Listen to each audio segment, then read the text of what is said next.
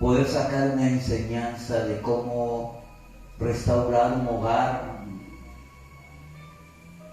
de cómo restaurar nuestra nación, de cómo restaurar la iglesia del Señor. Y Nehemías capítulo 1 nos da esta gran enseñanza. Y comenzamos dando lectura con la bendición del Padre, del Hijo y del amado Espíritu Santo. Palabras de Nehemías, hijo de Acalías. Aconteció en el mes de Kislev, en el año 20, estando yo en Susa, capital del reino, que vino Ananí, uno de mis hermanos, con algunos varones de Judá, y les pregunté por los judíos que habían escapado, que habían quedado de la cautividad y por Jerusalén. Y me dijeron: el remanente, los que quedaron de la cautividad y en la provincia, están en gran mal y afrenta, y el muro de Jerusalén derribado y sus puertas quemadas a fuego. Cuando oí esas palabras me senté y lloré e hice duelo por algunos días y ayuné, lloré delante del Dios de los cielos. Oremos, por favor.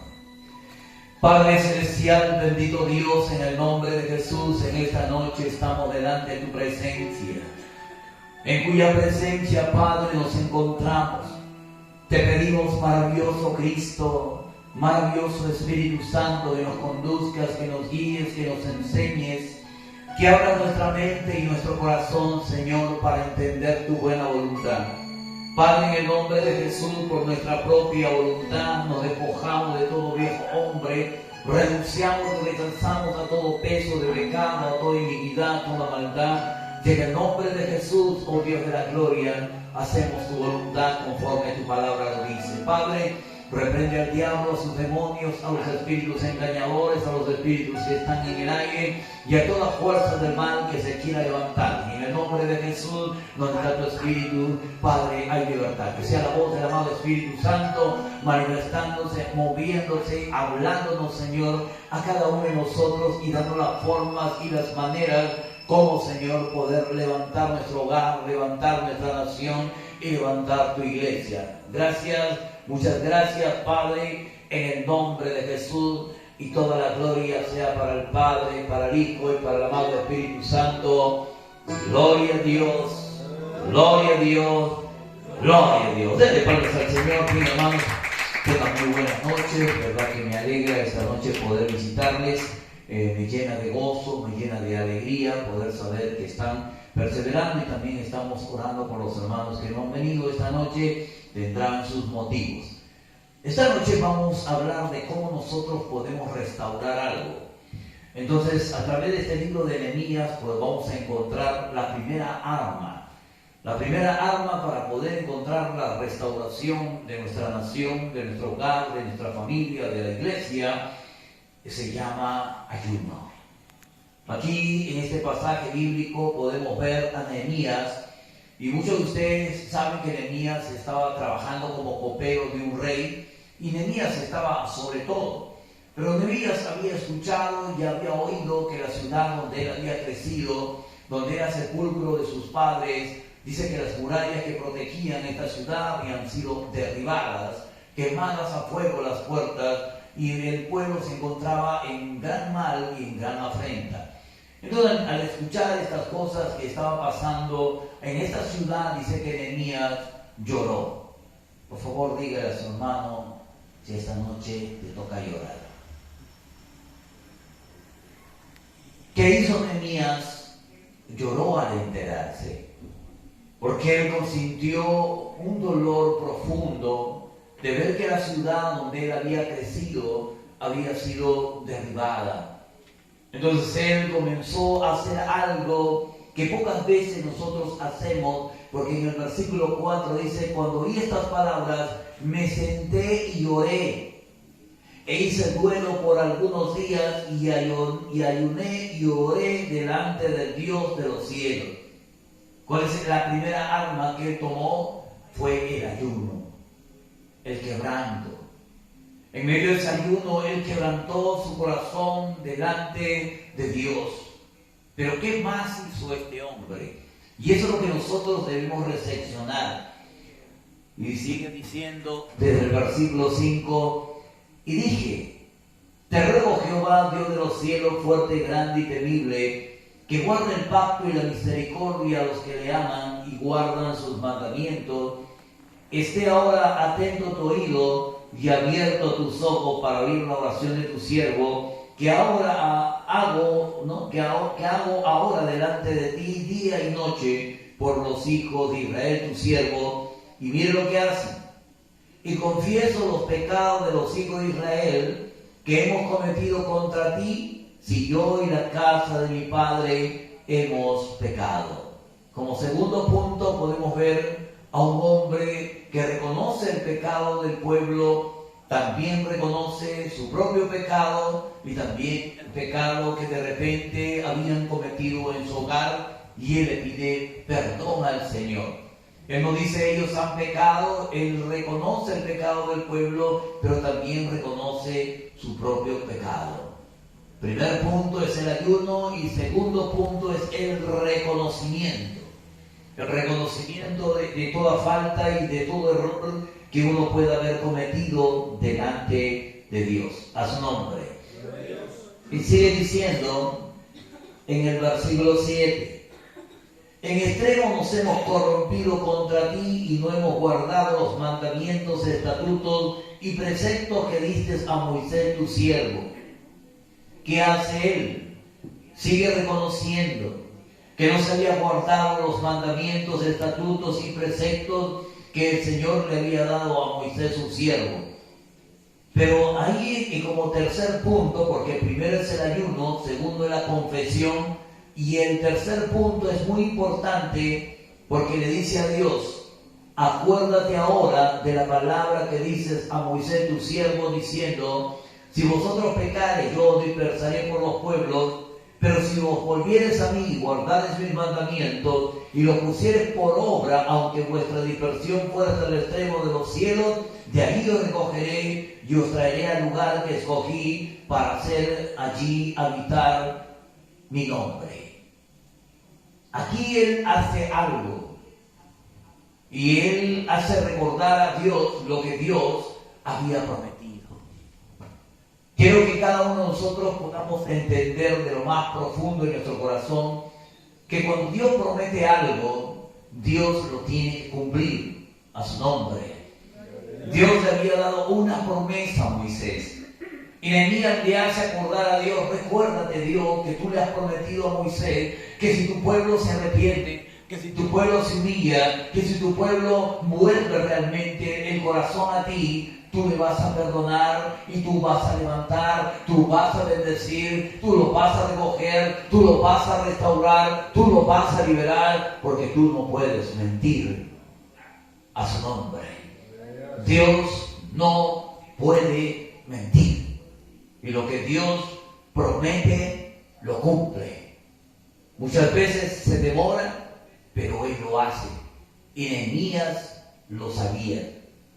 Lo más curioso de este relato bíblico es que Nehemías estaba sobre todo. Nehemías no necesitaba de nada, porque Nehemías era copero del rey. Pero Dios había puesto en el corazón de Nehemías que Nehemías vaya a su pueblo y pueda ver lo que está ocurriendo, lo que está pasando, y él pueda entrar en ayuno a su nombre, entrar en oración, entrar en ruego, y que él pueda de una u otra manera reconocer las faltas y los pecados que de repente el pueblo no podía reconocer, pero Nehemías lo estaba reconociendo delante de Dios, y Dios, hermano, escuchó. Dígale a su hermano, Dios escuchó. Pero dígale con ganas, Dios escuchó. No hay nada más hermoso cuando Dios escucha la oración de alguien. Y mira lo que pasa. En el versículo 10 Él sigue haciéndole recordar a Dios. Ellos pues son tus siervos y tu pueblo, los cuales redimiste con tu gran poder y tu mano poderosa. Te ruego, Jehová, esté ahora atento a tu oído a la oración de tu siervo y a la oración de tu siervo, quienes desean reverenciar tu nombre.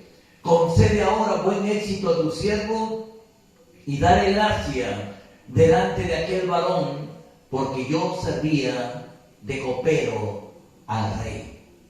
Hasta ahí nosotros podemos encontrar tres cosas que hace este joven llamado Nehemías para que se restauren las murallas de Jerusalén, para que la ciudad nuevamente vuelva a ser protegida. Y lo primero que él hace, él ayuna. Lo segundo que él hace, él confiesa los pecados. Lo tercero que él hace, le hace recordar a Dios lo que ha prometido. Haz nombre, haz nombre, haz nombre.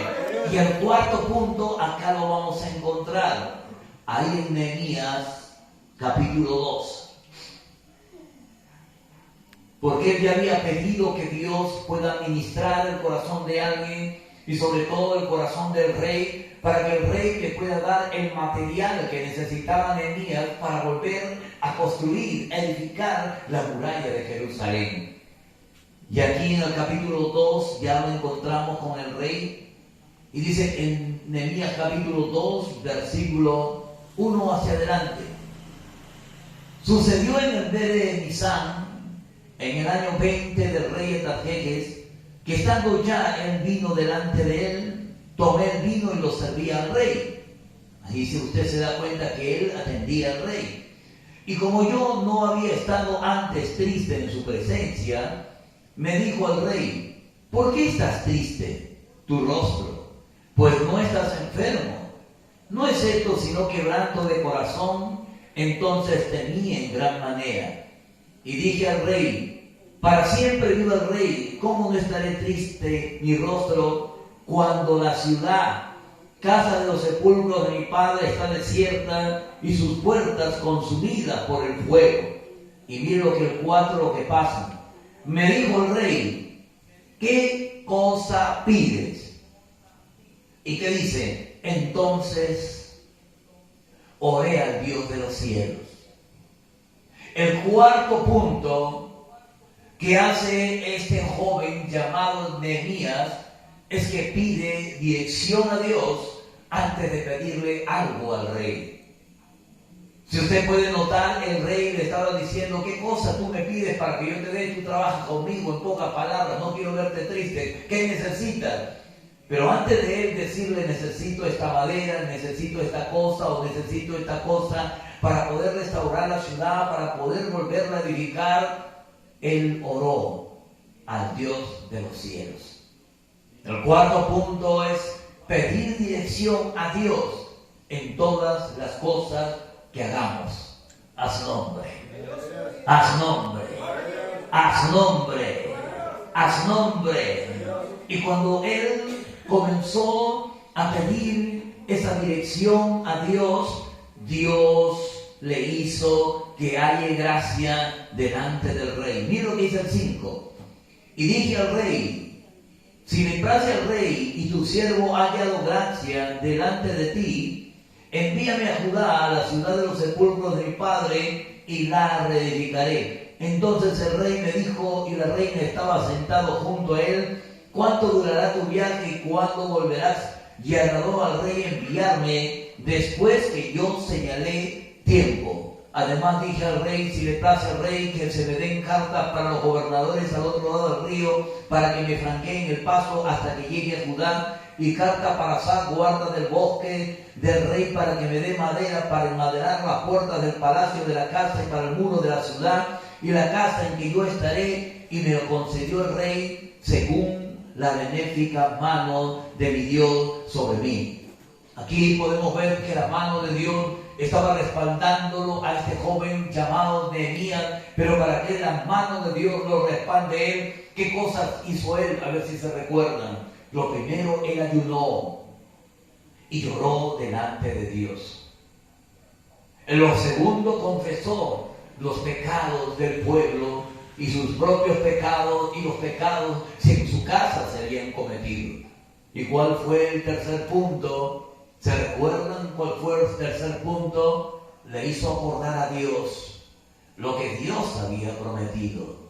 Y el cuarto punto, le pidió dirección a Dios para que todo lo que él haga, para que todo lo que él emprenda, sea guiado por la mano benéfica y el poder sobrenatural de Dios. En pocas palabras, fue guiado por Dios en todo lo que hacía, y Dios lo hizo hallar gracia delante del rey, de su esposa y también de cada una de las personas que le provieron el material que necesitaba para poder una vez más edificar las murallas de la ciudad de Jerusalén. Y el trabajo estaba yendo en un éxito. El trabajo estaba yendo muy hermoso, pero tampoco fue fácil para este joven. Porque cuando usted comienza a avanzar los capítulos, lo ve que todo el pueblo tenía ánimo de trabajar, todos estaban trabajando de una manera muy hermosa, pero en el capítulo 4 mira lo que dice. Cuando oyó Sanbalat que nosotros edificamos el muro, se enojó y se enfureció en gran manera e hizo escarnio de los judíos. Usted sabe que Sanbalat significa un representante del diablo y un pueblo enemigo del pueblo de Dios. Y al oír ellos que la ciudad y ya las murallas, ya por terminarse, iban a poner puertas, que significa la protección, el respaldo y el cuidado de una ciudad, dice que el pueblo enemigo se molestó y comenzaron a juntarse para atacar una vez más a la ciudad y poder derribarla. Pero este joven llamado Nehemías era un joven con una mentalidad diferente a muchos de los jóvenes de aquel tiempo. A muchos de nosotros quizás, hermano, porque él buscaba del rostro de Dios como Dios le agradaba a su nombre, como Dios lo quería, y la mano de Dios estaba sobre ese joven, y aún Dios lo impulsaba para que anime al pueblo a pelear. Porque llega un momento que estaban edificando las murallas, estaban edificando la ciudad, y de repente vino el desánimo. Mira lo que dice en Nehemías capítulo 4. Desde el versículo, por favor, el 6. Nehemías 4, 6. Edificamos pues el muro, y toda la muralla fue terminada hasta la mitad de su altura, y marque con resaltador si tiene, porque el pueblo tuvo ánimo para trabajar. O sea, el pueblo estaba con ese ánimo, con ese anhelo, con ese deseo de construir las murallas para que el pueblo tenga protección. Pero mira, sigue diciendo el 7. Pero aconteció que oyendo Sanbalat y Tobías y los árabes, los amonitas y los de Gog, que los muros de Jerusalén eran reparados, porque ya los portillos comenzaban a ser cerrados, ¿qué es lo que pasa? Se encolerizaron mucho y conspiraron todos a una para venir a atacar a Jerusalén y hacerle daño. Entonces oramos a nuestro Dios, y por causa de ellos pusimos guarda contra ellos de día y de noche. Y dijo Judá: las fuerzas de los acarreadores se han debilitado, y el escombro es mucho, y no podemos edificar el muro.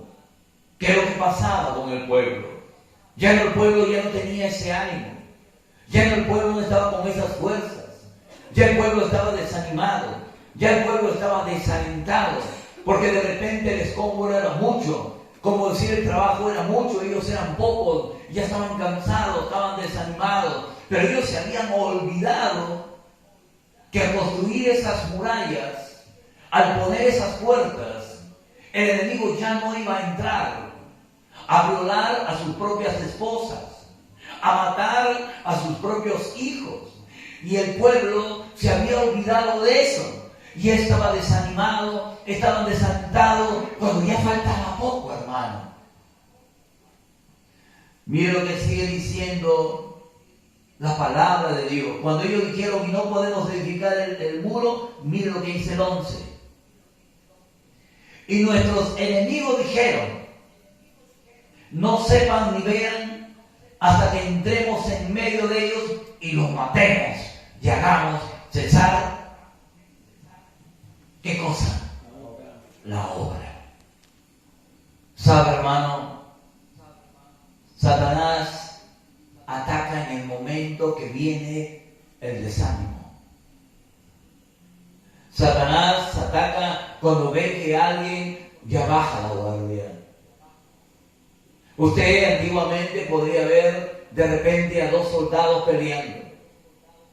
Y por el largo tiempo de la lucha que tenían, uno de los dos se cansaba y bajaba el arma del cansancio.